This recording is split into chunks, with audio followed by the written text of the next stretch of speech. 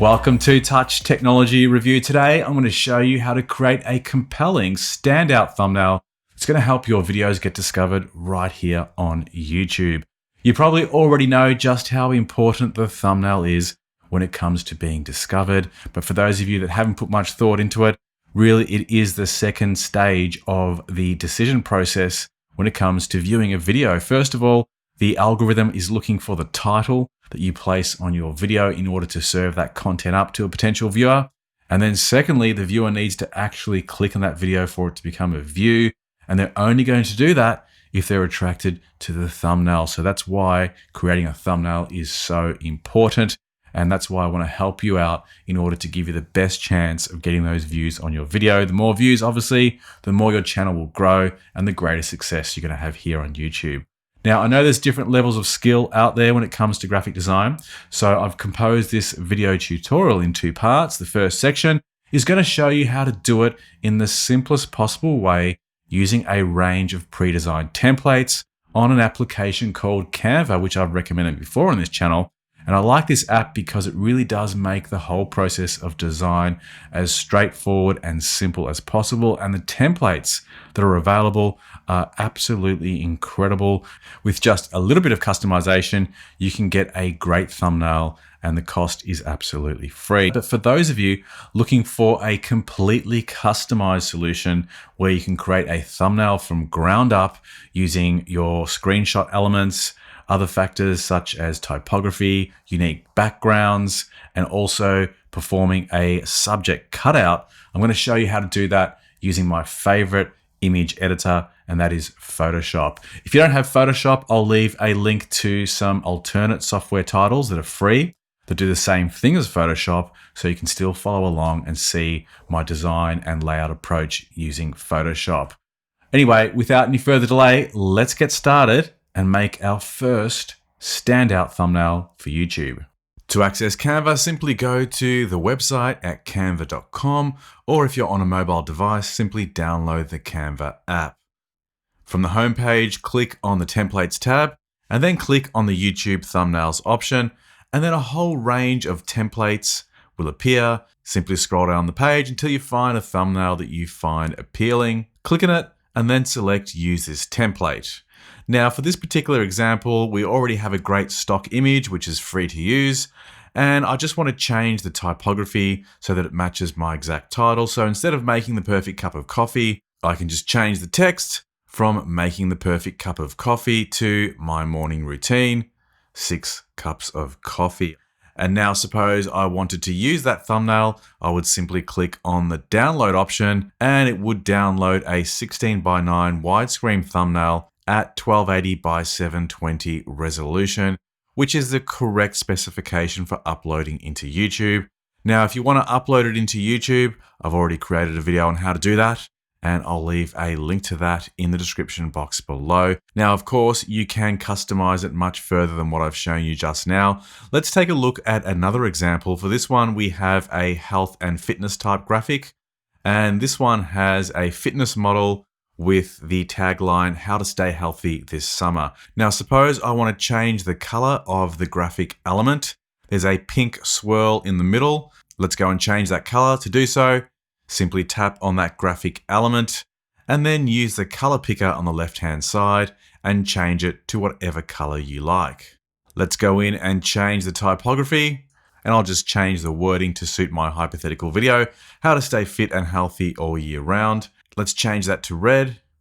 We can change the background color behind the typography by clicking on the background element, and once again using the color picker on the left-hand side to find an alternate color. I've changed my mind on the typography, so I'm going to click on that again and I'll change it to yellow this time. And even that swirl I wasn't happy with, so I'm going back in and changing the color of that to yellow. And the background. And as you can see, it's very easy to click on one element to another and change the colors as you go. So you can just keep going through that process until you find a color scheme that you're happy with. You can also add filters to the images. And as you can see, we have some Instagram style filters that we can apply to the photography. And you can even adjust the brightness and contrast of the image. You can also go in and apply some special effects including the ability to remove a background, duotone, color mix, glitch, liquefy, pixelate, lots of different effects, but these are only available for the premium version of Canva, and that would cost you a certain amount per month. I'm not sure exactly what it is, but it might be around $10 a month if you want access to these advanced features. But for this tutorial, I won't use any of the advanced features because they're totally unnecessary. You can adjust the position of the image, crop it, flip it, rotate it. You can do anything you like with the image until you get it right. And beyond that, you can go in and replace the image from a range of stock photos that are available from the Canva library. Some of them are free, and others you can purchase on a per download basis. They usually cost $1 or $2 per image. And you can even upload your own image. So if you've taken a photo of yourself, or if you've got a screenshot of your video that you want to use in your thumbnail, you can use the upload section in Canva to get that image into the photo library, and then you can place it on the thumbnail graphic. So for example, I'm just going to grab one from the Canva photo library to start with. We can resize it. We can crop into it and move it into the correct position. Now, if I want to use one of my own images, I'll use that upload icon, upload it into Canva, drag it on the canvas, resize it, and then use the position icon on the right-hand corner in order to place it behind the yellow graphic that is part of the thumbnail. Now that I've seen it in place with the new image, I can easily change that background element on the right-hand side by clicking on it and changing the color. I can move around that background element till I get it in the right position. I can change the title, move it into position, and I can even duplicate the title by holding down the Option key and dragging it down into a new position. And now I have two sections of typography for an even more complex thumbnail. I can change the size and alignment of the typography using the typography menu on the left-hand corner of the preview window, and then move all of the elements into the correct position. And that pretty much concludes my totally customized thumbnail using Canva. Once you're happy with the layout, simply click on the download button on the right-hand corner. You could simply save it down as the suggested PNG format, but I tend to prefer JPEGs because they compress the image and make them a little bit smaller, which means you don't ever have any issues when it comes to uploading to YouTube, which has a limit of 2 megabytes. The size is fixed to 1280 by 720 pixels, which is actually the correct image resolution for YouTube. So you can leave that as is. To finalize the download, click on the green download button and the thumbnail will be downloaded onto your computer. And you can now upload that into YouTube using the YouTube Creator Studio app or web interface. Now we're going to take a look at how we can create our own customized thumbnail using Photoshop from the ground up, which is going to be a very detailed and comprehensive approach. So for those of you that are happy enough with Canva, I'll leave it with you there. But if you want to stick around and check out how I create my own thumbnails using Photoshop, that's what we're going to move on to next. Okay, so I've got the latest version of Adobe Photoshop opened up, and I've already imported two graphic elements that I'm going to be using in my thumbnail. The first is a background graphic that I've obtained from Shutterstock. I kind of like the look of this image. It's going to suit my thumbnail that I have in mind. If you didn't have anything like this, you can simply use a block color, which I'll show you how to create now by simply creating a new layer in the right-hand corner by clicking on New Layer. I'll give it a name, Color, and I'll now go Edit and Fill, and I'll use the Color option to select a comparable color in an aqua blue. And there's a block color rather than that graphic element. So when it comes to creating a thumbnail, the choice obviously is yours in terms of the background color or whatever graphic element you wish to use. And the next part of the process is, of course, adding my foreground element for the thumbnail. And in this example, I've taken a screenshot from one of my videos, and I want to use this as the main foreground element. But as you can see, it has all of the background in the scene, which I really need to cut out. Now, using Photoshop, the process of creating a subject cutout has become incredibly straightforward using the new Select Subject tool, which I'm going to show you how to do. If you happen not to have Photoshop, there's going to be more of a manual process involved when it comes to cutting out a subject that will often involve using cutout tools, which I'm not going to show you in this tutorial, but I'm going to show you the easy approach using Photoshop. So all we need to do is click on the Magic Wand tool and then click on the Select Subject option. And as you can see, magically, Photoshop has already made a selection of the foreground element for me. So all I need to do to create the mask is to click on the mask option in the bottom right-hand corner of the layers window. And as you can see, I now have an image mask around that foreground element, and I have the background showing through behind it, which is absolutely perfect. The mask isn't 100% finished, so if you're looking for a perfect mask, you need to go in and finesse it.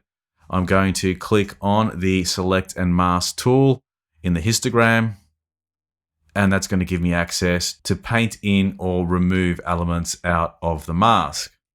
So for example, the mask hasn't cut out the white section in the middle of the microphone, so I'm just going to change the size of the brush here, and I'm going to go in and just paint that in carefully. There we go. And that's looking a lot better. And it's missing the boom arm from the microphone. So now I need to click on the plus icon on the top of the paintbrush section and paint that arm back in. There we go. That's looking better.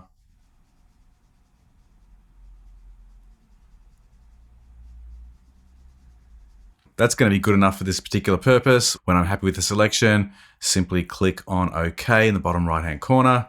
Then I'm going to click on the Move tool, and I'll move that graphic further into the left to make room for my typography. So there you have it. There is my main cutout sitting on top of the background layer. I'm now ready to add some typography, and I'm going to click on the Type tool in the main toolbar in order to access the typography. And I'm going to select a yellow color for the type so that it really stands out against that aqua blue, and type in the wording, Best Online Video Editing. Now, as you can see, it's all squashed up. I need to change the line height to match the font size.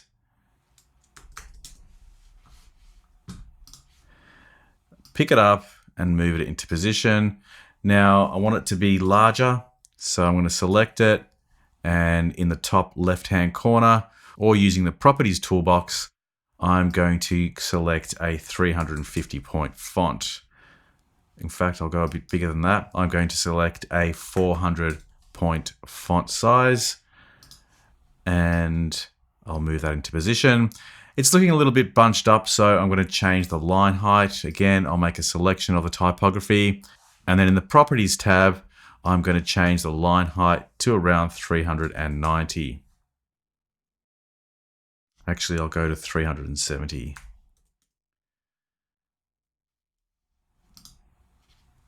So, Best Online Video Editing 2020, because it's a 2020 video. Drag that into position.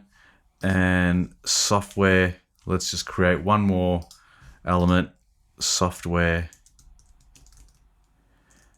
for beginners. And I think I want to make a real emphasis of the 2020. So let's make that larger at around 600. And just drag that into position. Now that's looking pretty close to the final outcome of the thumbnail. The only thing I'd like to do is just to add a little bit more depth to the thumbnail. So to do that, I'm going to create a border around the typography. I don't always do this, but in this particular example, I think it's a good option. So to create a border around your type, simply select it click on blending options in the layers menu and then select stroke. Now I'm going to use a white stroke, so I'll change the color of the stroke to white, and I'll do the same for the 2020 as well. Select the layer, click on blending options,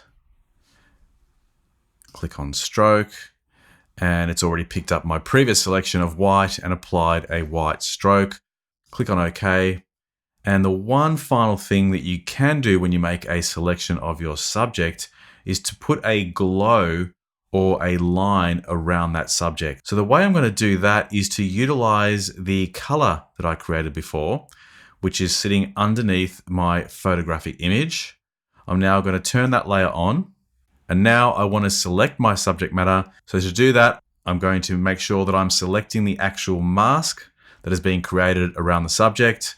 And then I'm going to command click the mask. So that requires that you hit the command key and mouse button at the same time, and you'll now get a selection of your mask again. Now I'll go to the select, modify, and expand tool, and I'll expand that by 5 pixels. And as you can see, the mask has a 5 pixel border around the image. I'll go back to the color layer that's sitting beneath the image, click on it, and now I'll simply add a layer mask to that. That's a little bit too thin for my liking. I'm going to go back one step by using the Command Z buttons. I'm going to go to the select, modify, expand, and expand it by a further 5 pixels. So effectively, that's an expansion of 10 pixels. Click on my layer and click on add layer mask. That's much better. I can now go and change the color by clicking on the color layer rather than the mask, and then go to the image menu at the top, adjust, hue and saturation, and I can change the color of that outline. I think I'm going to stay within the green tones, so I'm just going to pick a shade of green. That's it there.